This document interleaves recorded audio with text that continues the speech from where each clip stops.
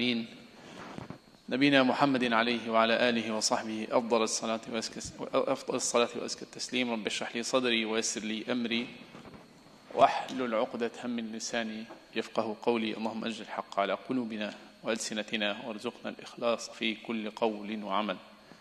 آمين.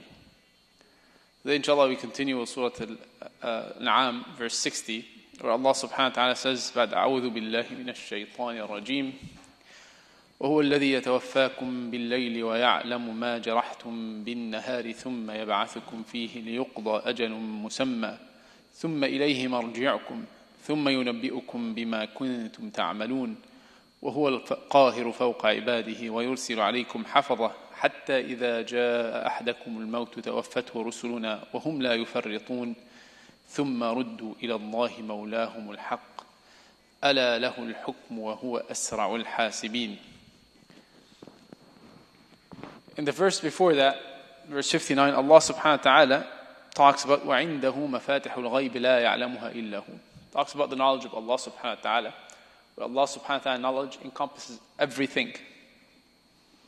The seen, unseen, everything. We said the theme of this surah is the oneness of Allah subhanahu wa ta'ala. So amongst these things that we see is knowing who Allah is.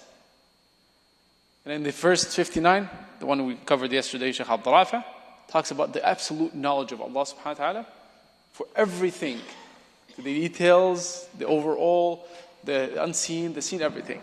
In today's verse, Allah subhanahu wa ta'ala talks about وَهُوَ الَّذِي يَتَوَفَّاكُمْ بِاللَّيْلِ وَيَعْلَمُ مَا جَرَحْتُمْ بِالنَّهَارِ.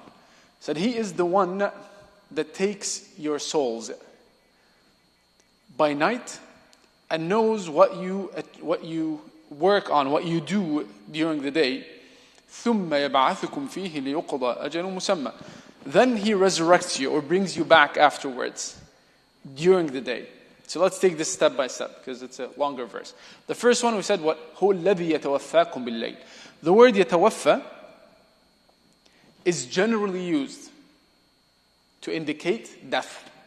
Generally used to indicate death. Even though the Arabic language does not mean death specifically, but it's generally used as such. However, Allah subhanahu wa ta'ala in multiple places in the Quran uses this word to also indicate what they call like the small death.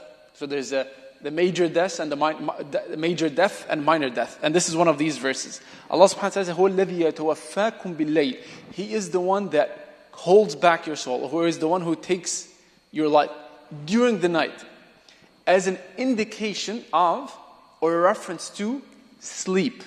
So this is the minor death. Right? And we see this in multiple places in the Quran where Allah subhanahu wa ta'ala compares sleep to death. So Allah subhanahu wa ta'ala says, He is the one and no one else. He is the one and no one else takes away this from you at night, meaning puts you to sleep.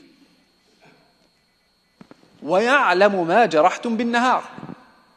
And He knows what exactly you do during the day.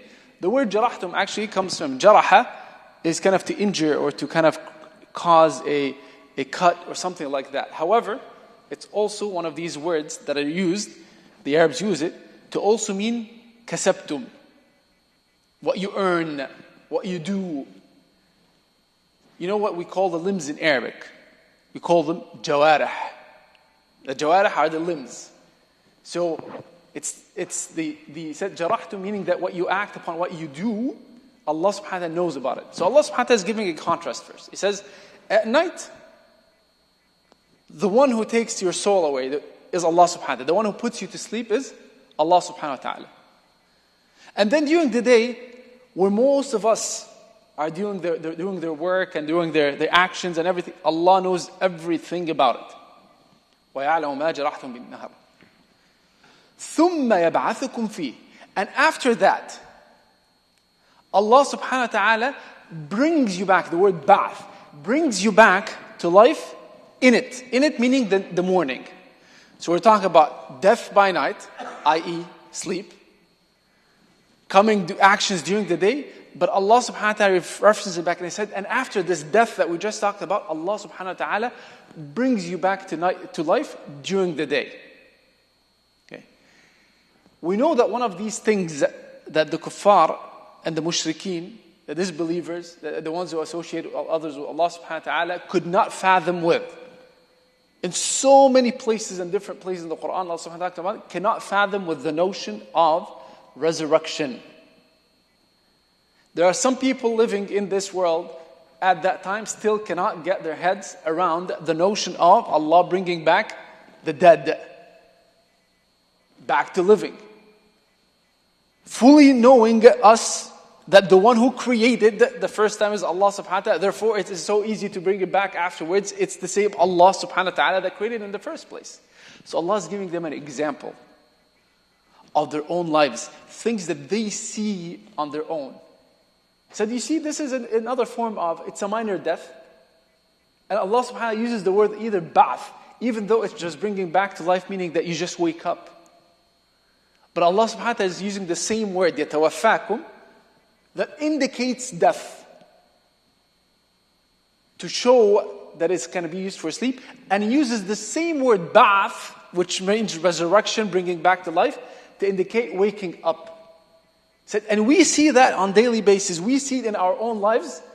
Therefore, if you're able to see that, you're able to see that when you go to sleep, you lose all of your senses to a certain extent. You don't know what happened. You just go to sleep, you wake up 4 or 5 hours later, whatever it is, and it's just the time went like that. SubhanAllah. And again, back and everything as if you're back to life. So this is the same Allah subhanahu wa ta'ala, the one and only, that is able to do that. وَيَبْعَثُكُمْ فِي النَّهَارِ. Allah subhanahu wa ta'ala, وَيَبْعَثُكُمْ فِيهِ. We said Allah subhanahu wa ta'ala brings you back in it, meaning the fihi, meaning the day. لِيُقْضَى أَجَلٌ مُسَمَّى. When He brings you back, Allah subhanahu wa ta'ala doesn't bring you back forever. He says, brings you back until a certain time, so that a certain time expires. The one who created, we talked about His knowledge as well, is the one who knows. So He has the full qudra, the full ability to take life, bring back life, the full ability to let you be or take you, and He has the full knowledge and ability to keep you to a very certain exact time. It's not like we're just left like that. We're left for a specific time that Allah subhanahu wa ta'ala has written for all of us. That's it. He said, we bring you back only لِيُقْضَى أَجَلٌ مُسَمَّى, so that this time that has been allocated for you and I expires. That's it. And at that point, that's it. You're gone. Now it's going to be the major death. لِيُقْضَى أَجَلٌ مُسَمَّى. And after this, when this time expires, ثُمَّ إِلَيْهِ مَرْجِعُكُمْ. Then at that point is your return back to Him. And the Mufassirin think that ثُمَّ إِلَيْهِ مَرْجِعُكُمْ, meaning that when the time expires, that you go back to Him, meaning that the soul goes back to Allah subhanahu wa ta'ala in the form of the real death. Or it means that is ثُمَّ إِلَيْهِ مَرْجِعُكُمْ, is to Him your return. That means on the day of judgment. So that when you die already, when the time expires, you're already dead. Now you're going to be brought back up again in the day of judgment. So either, meaning it's referring to the death itself, the major death, the real death, or it's referring to the day of judgment. And then at that point, ثُمَّ يُنَبِّئُكُمْ بِمَا كُنْتُمْ تَعْمَلُونَ. And at that point, Allah subhanahu wa ta'ala tells you exactly what you and I have been doing in this world. مَا جَرَحْتُمْ بِالنَّهَارِ. What we used to do in this world during the day and night as well. وَهُوَ الْقَاهِرُ فَوْقَ عِبَادِهِ. And He has the dominion. He has the power. He's the master over all of His servants and all of His creation. وَهُوَ الْقَاهِرُ فَوْقَ عِبَادِهِ. This word can give you like this. It should be shaking you. The word qahir is the one that has all the power, that He can overcome anything and everything, and nobody can overcome Him. And this word, the true meaning of this word, only belongs to Allah subhanahu wa ta'ala. No creation has this ability of al-qahir, the one that has dominion, the one that has the power. Every one of us, regardless of how strong, how connected, how big of a position you are at some point being maqhoor. You are the ones that put under the control and the power of Allah subhanahu wa ta'ala. And the example of this, what? Sleep. We just talked about sleep. Regardless if you're a president or you're someone who is just, again, a janitor or an engineer or Doesn't matter who you are, male, female, young or old, when time for sleep comes, you can keep on fighting it. Right? Sleep. We're not talking about death even. Sleep. You keep on fighting it. But when the time comes, Allah subhanahu wa ta'ala says you go to sleep. I've seen it with kids, with adults, with everyone. When the time comes and you're so tired, you start dozing off on your chair, right? You're a king. You're a president. You're the CEO of this company. You're the richest man in the world. Doesn't matter. وَهُوَ الْقَاهِرُ فَوْقَ عِبَادِهِ. Allah subhanahu wa ta'ala shows the signs of this control, of this power, of this dominion and dominance in our lives. Let alone the real death. Can someone stave off the real death?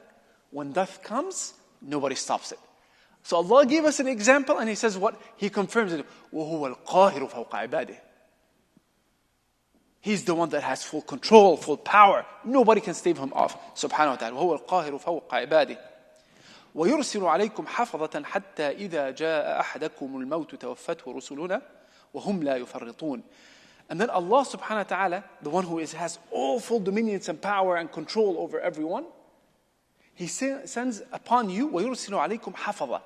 He sends upon you, sometimes people translate it into guardian angels. حَفَظًا, حِفظ is to protect. Or also, sometimes we say someone who has memorized the Quran is what? Hafiz, right? So anyone, that means he's protecting the Quran, meaning in their hearts, but also the ones who memorizes, does not do these mistakes. So Allah subhanahu wa ta'ala, يُرْسِلُ عَلَيْكُمْ حَفَظًا. And Allah subhanahu wa ta'ala sends upon you these hafadha. We said some people translate it as guardian angels, but it's more likely, it's like maybe I would say more accurate translation are the ones who are transcribing, the ones who are writing, the ones who are recording. So they're recording angels, meaning they record all of our actions. Regardless of what we do, these angels are writing every single minute detail of things that we're doing. So Allah subhanahu wa ta'ala is saying, وَيُرْسِلُ عَلَيْكُمْ حَفَظًا. And we know from other verses, right? That Allah subhanahu wa ta'ala, what is it? كَلَّا بَلْ تُكَذِّبُونَ بِالدِّينِ وَإِنَّ عَلَيْكُمْ لَحَافِظِينَ كِرَامًا كَاتِبِينَ.